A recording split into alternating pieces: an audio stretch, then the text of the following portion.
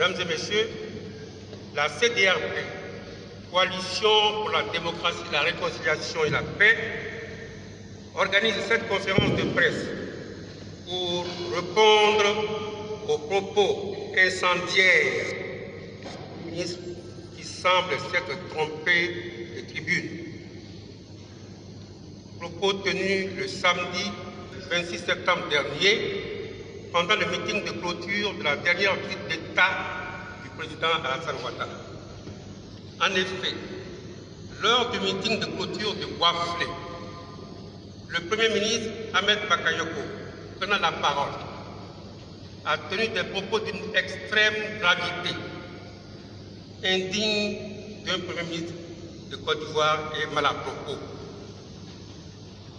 Nous en voulons pour preuve les menaces directes proférées par le Premier ministre contre les leaders politiques de l'opposition et le peuple de Côte d'Ivoire avec des propos dangereux, tels, je cite, « Monsieur le Président, s'il continue la semaine prochaine, après le dernier conseil des ministres, nous allons vous désobéir un peu. » Et il poursuit, « Ils incitent à la violence, à la désobéissance, à la rébellion. »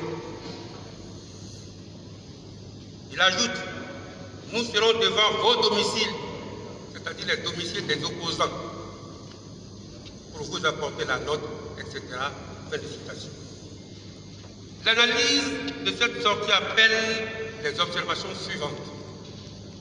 Premièrement, le Premier ministre du président Alassane Ouattara, à travers son discours belliqueux et d'une rare violence, tranche clairement avec les dispositions d'apaisement et de dialogue qu'il avait laissé entrevoir dès sa nomination.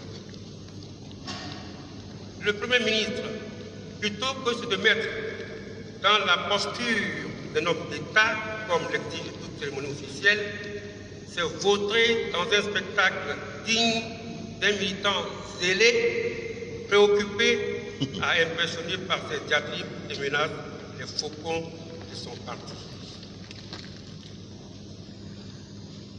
Deuxième point, pour la CDRP, le discours du Premier ministre Ahmed Bakayoko trahit les réelles intentions d'un régime désespéré aux abois, paniqué à l'idée de la mise en œuvre imminente du mot d'ordre de désobéissance civile lancé par le président Rico Nampétié et endossé par toute la classe politique significative de l'opposition et par toutes les forces vives de la nation. Troisième point, le régime RHDP-RDR veut en réalité, comme à son habitude, imputer à l'opposition des violences qu'il aura lui-même téléguidées par l'entremise des microbes et autres milices encagoulées qui n'hésitent pas à agresser, à violer des domiciles privés et à tuer des manifestants aux mains nues, dans l'impunité la plus totale.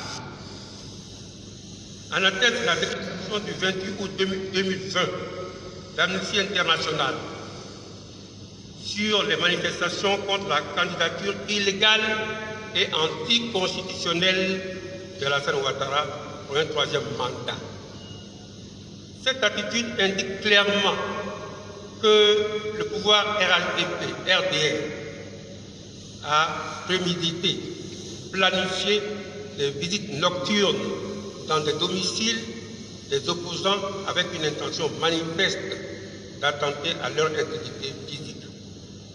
Quatrième point, le RHDP-RDR nourrit le projet funeste du génocide de tous les Ivoiriens qui s'opposent à l'idée d'un troisième mandat en Côte d'Ivoire et à la confiscation du pouvoir d'État, en s'appuyant sur des forces parallèles et des mercenaires prépositionnés à divers endroits du territoire national.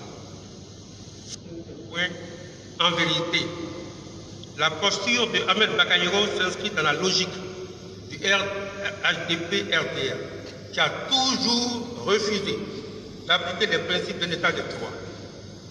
En témoigne le refus de M. Alassane Ouattara d'exécuter les décisions de la Cour africaine des droits de l'homme et des peuples, alors que la Côte d'Ivoire demeure membre de cette institution dont le protocole stipule que, je cite, les États partis au présent protocole s'engagent à se conformer aux décisions rendues par la Cour dans tout litige où ils sont en cause et en assurer l'exécution dans les délais fixés par la Cour.